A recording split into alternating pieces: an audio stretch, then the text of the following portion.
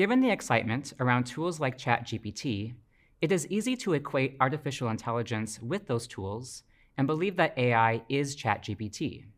But there are many different expressions of AI, and thinking more expansively about what we are talking about when discussing AI will help us better understand how these tools work.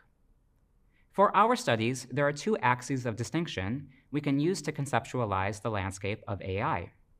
The first distinction is around purpose versus technology. For example, we can define AI as anything that involves machine computation, such as performing a calculation that a human can do, but in much less time.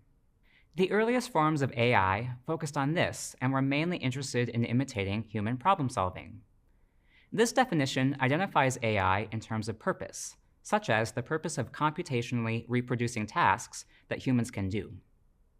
Defining AI in terms of technology nods in a different direction, one that emphasizes not just computational representation of human abilities, but also representation of the human brain itself. In this realm, we see things like machine learning and neural networks, which are premised upon the idea that we can engineer a machine with enough complexity to model the neuroscience of the brain. This focus on technology allows for a broader generalizability of purpose than a specific task-oriented perspective.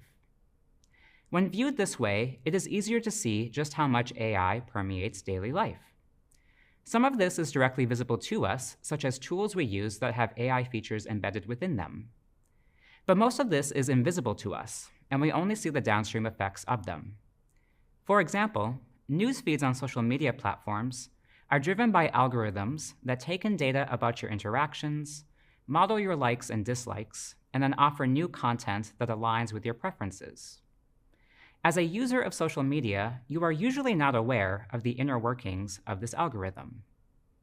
The exception is when you are offered strange content that doesn't align with your preferences, in which case you might notice the algorithm in terms of its failures.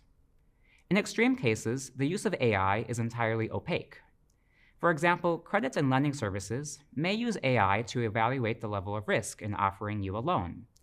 But beside the final approval you might receive in the process, you likely have no idea if AI is part of the algorithm determining your creditworthiness. The second axis of differentiation is one that is both technological and historical. That is the difference between traditional AI and generative AI. If we look at the long history of AI development, most of what predates large language models, or AI chatbots, is considered traditional AI, including more basic forms of machine computation and supervised machine learning. They are traditional in the sense that they serve a particular purpose, such as solving a specific computational problem or completing a task. In contrast, generative AI is special in that it is capable not only of solving specific tasks, but also of generating new content. Based on patterns observed in training data, generative AI tools can produce new text, images, code, and more that didn't exist before but have meaning and value as artifacts of their own. Understanding these distinctions is important because they implicate users in different ways. And that fact has bearing on how we talk about human-AI interaction. The purpose for which AI is used is shaped by how that tool is designed. The visibility or invisibility of an AI-mediated process informs the way we interact with that process. These different varieties of AI are embedded in different kinds of experiences, and with those, the role of humans changes with respect to AI.